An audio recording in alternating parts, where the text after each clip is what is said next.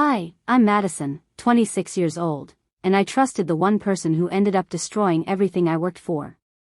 She smiled at me, hugged me like I was her sister, but behind that perfect grin, she was stealing my life. Every dream we built together, every late night, every promise, it all became hers, and I was supposed to just stand there and watch. If you've ever been betrayed by someone you trusted, hit that like button and subscribe, because this story proves how far people will go for fame, and how revenge can feel sweeter than justice. I remember the first time I met her, Samantha. Bright, bubbly, full of energy. We met in high school during a drama club audition, and I immediately knew she was someone I could trust. Our connection was instant. We laughed about everything, stayed up late planning performances, and dreamed of moving to New York, performing on big stages, and making our mark in the world. We weren't rich, far from it. My parents worked double shifts, and hers, well, her family was a bit more comfortable, but nothing fancy. We had nothing but each other and a notebook filled with ideas, songs, skits, monologues we'd spend hours perfecting. And I truly believed she had my back, just as I had hers. But ambition has a way of twisting the strongest bonds. It started small, Samantha taking credit for a joke we wrote together in a school showcase. I laughed it off at first, telling myself she was just exaggerating in front of the judges. But then it got worse. When a regional talent show came around, she completely rewrote the story. Every line, every performance move, she told the judges it was all hers. I stood backstage, heart pounding, palms sweaty, feeling like I was about to vomit. She performed flawlessly, the crowd cheering louder for her than anyone else, and I forced a smile, nodding and clapping, hiding the storm inside me. I should have confronted her. I should have yelled, screamed, exposed her. But fear and disbelief froze me. Part of me still wanted to believe she was my friend. I convinced myself that maybe it was a mistake, maybe she didn't realize what she was doing. Then came the whispers. Madison's holding Sam back. Madison's too jealous. Every friend, every teacher, every peer started looking at me differently. Samantha painted me as the villain, the one who wanted her to fail. And me? I watched, helpless, as the person I trusted most became my worst enemy overnight. I spent nights staring at the ceiling, replaying every interaction, every smile she had faked, every promise broken. The betrayal wasn't just public, it was personal. My stomach twisted, my chest ached, and I realized something terrifying. I had been erased from the story of my own life. And that's when the first thought of revenge crept into my mind. Not an angry, impulsive revenge, but a slow, calculated plan. One that would make her feel the emptiness she had left me with, but she had no idea what was coming. Little did she know, while she was celebrating her new fame, I was already plotting, and the storm I was about to unleash would make her wish she had never betrayed me. They gave her a nickname, Sam the Star. It followed her like perfume, impossible to ignore. Posters, local news blurbs, even a feature in the town paper with her smiling face and that practiced, effortless grin. Every time I saw her name in lights, something in me tightened like a fist around a raw nerve. Madison, you okay? My roommate, Lila, asked once after I came back from one of Sam's shows. The house still smelled like her leftover stage makeup and cheap coffee. I could hear Sam's laugh echoing from somewhere down the street, clipped in another TikTok that someone had sent around school. Yeah, I lied, because the truth felt like too much work. Telling people she'd stolen our pieces sounded melodramatic. Who would believe me? She was polished, photogenic, exactly the kind of person who knew what to say when a camera was on. I, on the other hand, had always been the messy one, the handwritten notes, the late edits, the parts no one saw. I'd been the engine. She'd taken the shine. Sleep stopped being a refuge. I would lie awake, the ceiling fan cutting slow circles above me, the dark full of conversations that had never happened and words that had been twisted. I replayed the talent show at least 100 times, the way she'd taken my breath with that line we'd written together, the judges leaning forward as if she'd invented charm itself. My chest felt hollow, like someone had scooped the center out and left me rattling. I tried to speak up. Twice. Once, in a coffee shop where she'd agreed to meet as friends. I sat across from her, the table sticky with syrup, my hands wrapped around a hot mug. "Sam, about the show," I started. She cut me off with a small, bright laugh. "Oh, Madison, you worry too much. Everyone loved the set. It was my chance, you know." "It wasn't just yours," I said, voice low. "We wrote that together." Her eyes flicked away like a practiced actor dodging a question. "People need a story, Mads. I'm just telling mine." It wasn't a confrontation, it was a performance. She smiled, leaned in, and suddenly the barista came over to fuss about a new sponsor she'd met. I walked out feeling ridiculous, like I had expected a miracle and got a cough of air instead. Friends started choosing sides without asking. Invitations to auditions and small gigs dried up for me. Producers called Sam first, and when I tried the numbers she gave me, they politely said, "We already spoke to Samantha. Maybe next time." The polite maybe landed like a slap. Money tightened. My part-time shifts at the diner stretched longer, my hands raw from dishwater, my fingers trembling when I tried to play the piano after midnight, because music used to be the place where I could breathe. Now every chord felt like a question. There were nights when anger bubbled to the surface like lava. I wrote scathing emails and then deleted them. I considered confronting her publicly, calling out every lie. But everywhere I looked, the world had already decided, Sam was the star. I was the memory. And then came the mean part, small, personal attacks disguised as concern. "You're too intense, Madison. You need to move on."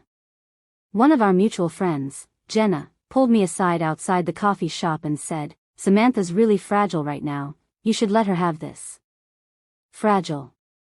She'd ripped my years of work into threads and was now fragile. I laughed then, but it sounded like a cough. I tried to fight back quietly. I sent emails to producers with links to old drafts, documents with both our names scribbled in margins. I sent voice memos with me humming melodies we'd invented. Sometimes I got a reply, "Thanks, we'll keep this on file." Other times, more often, they ghosted me. One night, 2 months in, swallowed by the kind of rain that makes the asphalt steam, I decided to go to the theater where she rehearsed. I told myself it was closure, just to see the place where our lives had turned. The lobby lights spilled gold on the wet pavement. She was there, talking with the director, her hand on his arm like she owned the moment. The director said, "We want you for the showcase." He smiled at her like a man who just bought the idea he wanted. I stood in the doorway, water dripping from my jacket, watching the scene unfold like a phantom. My knees went weak. Everything inside me begged to storm in and drag the truth out, to shout the names and the evidence. But I had no proof anyone would accept. Memory is a poor witness in front of a camera. That night, I walked home beneath streetlights that felt like spotlights, and something inside me changed. The helpless, hazy anger hardened into a kind of cold clarity. If I couldn't get people to believe me by shouting, I would make them see. If she wanted to build a life out of stolen ideas, would carefully dismantle the scaffolding beneath her. I started small, archiving every file, saving old drafts, pulling out notebooks from boxes I hadn't opened in years. I stayed up until dawn transcribing voice memos, matching dates, cataloging who had heard what and when. My apartment became a war room of sticky notes and timelines. I felt ridiculous and brilliant at the same time. And then, when I was digging through a box of old rehearsal CDs, something I had almost thrown away slid free, a USB drive with a name I hadn't seen in months, s.madison_scripts. My heart stuttered. I plugged it into my laptop like a thief. The screen blinked. There it was, an email thread between Sam and a talent scout from last summer, dated before she ever had the spotlight. In the attachments, my handwriting, our notes, and a draft of a piece labeled, Collaborative, Madison/Samantha. My fingers shook so hard I could barely scroll. The timestamp was undeniable. The subject line read, Our set, Final Draft.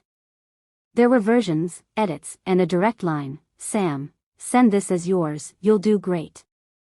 The scout's reply was warm, praising Samantha for her original work. I sat back, lungs burning, the room spinning. Proof.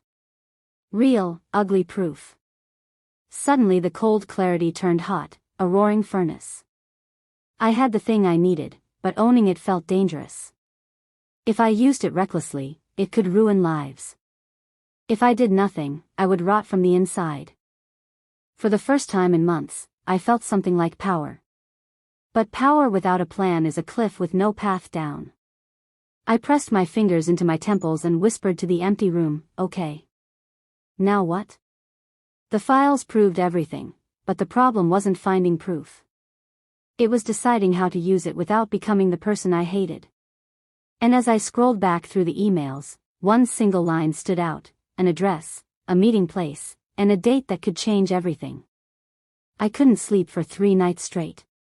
My apartment smelled of old paper, coffee, and the faint scent of my own adrenaline. Every time I closed my eyes, I saw Sam's face smiling at the cameras, the crowd clapping louder for her than for me, and the smugness she carried like armor. But now, I had something she didn't, evidence. Concrete proof that every step of her rise to fame was built on the work we had done together. I knew I had to be meticulous. This wasn't about yelling or public humiliation, it was about precision. Revenge had to be surgical. I started with research, checking where she was booked next, who managed her, who followed her on social media, and every contact who might influence her career. I mapped it all out, sticky notes covering my wall like a crime board. Each note was a name, a date, a weakness, or a connection. By the end of the week, I could practically recite her schedule in my sleep. Then came the mental games. I reminded myself over and over, this is about justice, not anger. This is about showing the truth. I couldn't let rage cloud me. If I moved too fast, too reckless, the entire plan would collapse. My nights became exercises in patience. I watched Sam online, monitoring her interviews, every word, every laugh, every little boast. Each time she said, I wrote that myself, or, it was my idea, a small spark inside me hardened into steel. One evening, I met with a freelance journalist I trusted, Mia, someone who had covered local arts for years. I brought the USB drive, my meticulously organized files, and a calm explanation of what had happened. Mia read through them, eyes widening with each click. By the end of the meeting, she leaned back and whispered, Madison, this is gold. This will change everything. It was intoxicating, the first taste of potential triumph. But I couldn't act yet. Timing was everything.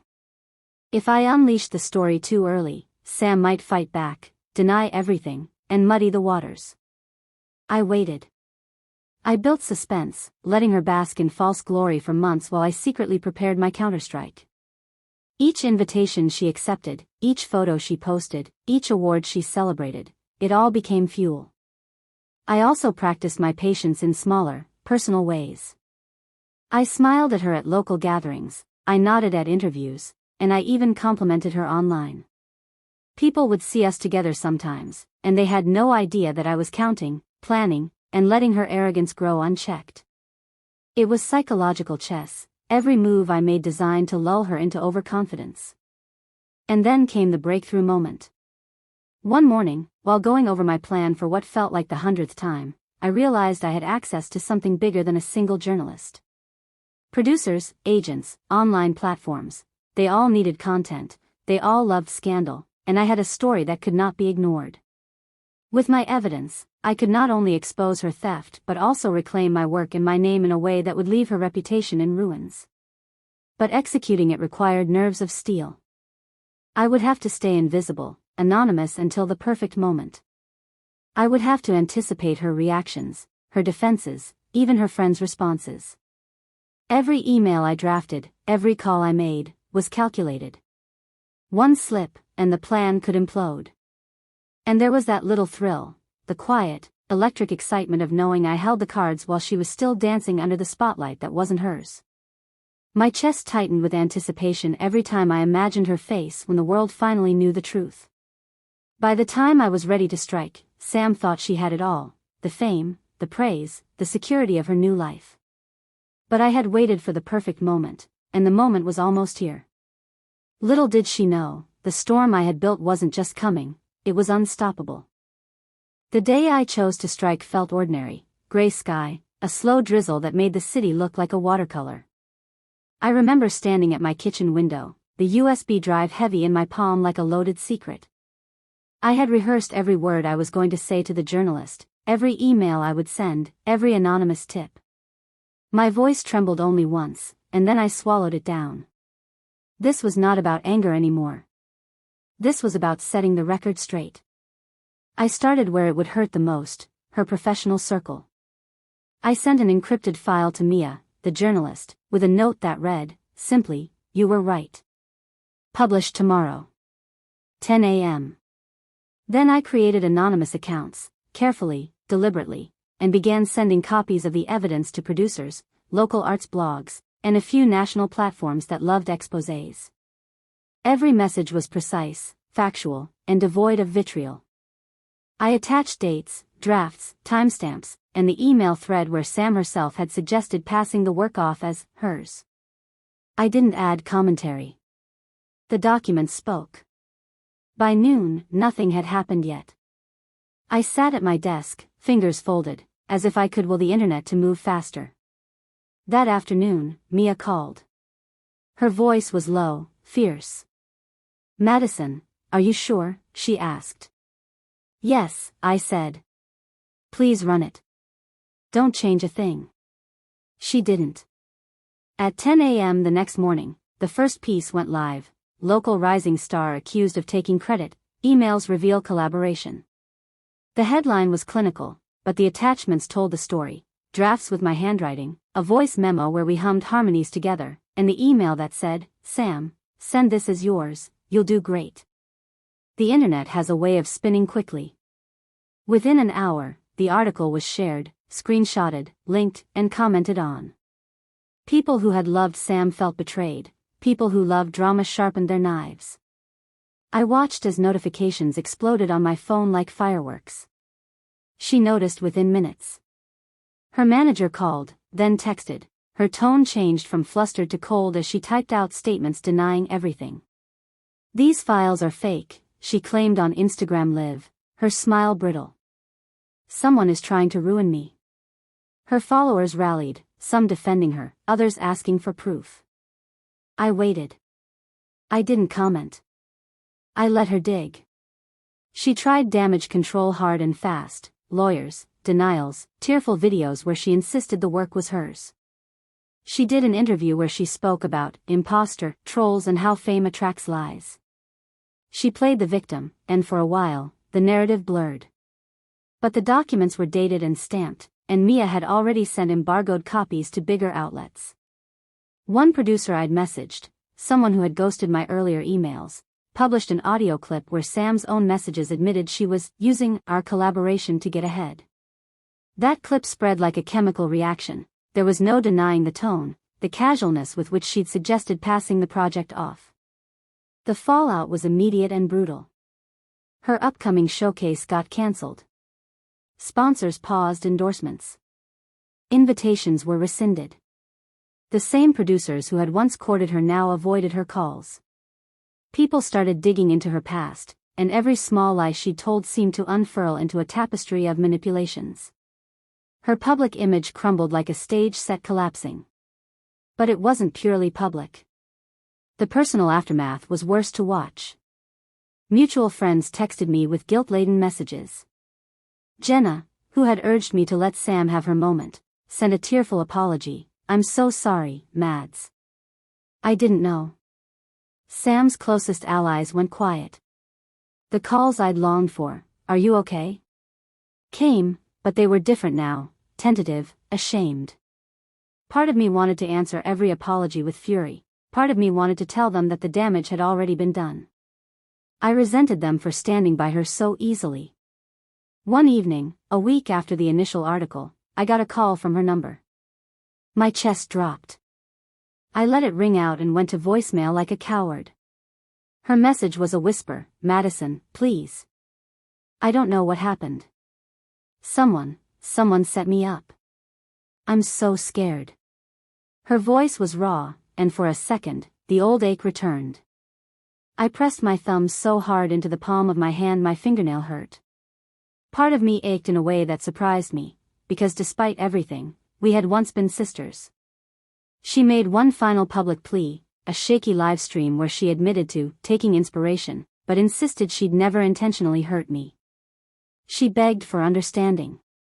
The comments section tore her apart. Some people believed her explanation, more did not. The industry is a machine of optics and receipts. Once the receipts were out, she had no comfortable narrative left. There were moments of guilt. Nights when I would sit at the window watching the rain pattern itself into rivers on the glass, imagining her at some studio apartment crying and wondering where it all went wrong. I replayed our old rehearsals, her laugh, the way her hand would brush mine when we fixed a line. I had wanted her success once. I had wanted it for both of us. And then came the small, quiet victory that felt like a punch in the gut. A producer called me, not for an apology, but for a meeting. He apologized for not listening sooner, for calling Sam first. He offered me a chance, a spot in a showcase I'd only dreamed of. We want the original voice behind these pieces, he said. We want the real story. My hands trembled as I accepted. It wasn't just about a stage or a check, it was about recognition, the public restoration of my name. But fame has a different flavor when reclaimed. I performed, and the crowd felt like a warm tide lifting me. People listened. Some came because they knew the scandal, others came because they'd seen a flyer. I poured everything into that performance, years of frustration, the hollow nights, the piano that had become a battlefield. When the standing ovation came, it was not the same as watching Sam's applause months earlier. This was quieter, more earned. It smelled like burned coffee and midnight oil, not manufactured PR. Cliffhanger to end part 4. Yet even as my life began to rebuild itself, something shifted inside me, an awareness that revenge had given me victory, but the cost had been more than I expected. The story wasn't over. It was changing into something I had to reckon with. Resolution and reflection, 1-2 minutes. Standing on that small stage months later, I realized the truth I'd been avoiding. Revenge had healed a wound I couldn't have left to fester, but it had also left a scar. I had become meticulous, patient, and ruthless in ways I hadn't recognized in myself before. I had watched someone I loved fall, and in the watching I'd felt a perverse satisfaction. There were nights I questioned whether I'd traded parts of my soul for justice. The lesson was sharp and strange. Exposing lies restores truth, but it doesn't restore what was lost. You can reclaim your name, your work, and your dignity, but you won't get back the unbroken trust you once had. And sometimes, in the act of bringing someone down, you learn that the person you're most accountable to is yourself. Sam's career never fully recovered. She tried, of course, apologies, reinventions, but the industry remembers receipts. I moved forward, choosing stages and people who valued honesty. I kept the files as a reminder, not as trophies. They taught me to document, to protect my work, and to trust my instincts. But I also learned to make space for mercy, small, quiet acts that didn't undo my victory but kept me human. For anyone listening, being betrayed can hollow you out, or it can teach you to build better walls. Revenge can be a way back to yourself, but don't let it be the only thing that defines you. In the end, I reclaimed my life not just by exposing her, but by choosing to keep making art, honest, raw, and mine. If this story hit hard, leave a like and subscribe. There are more true tales of betrayal and payback coming. Comment below, would you have done the same? Share your story. Sometimes the only way we heal is by hearing each other.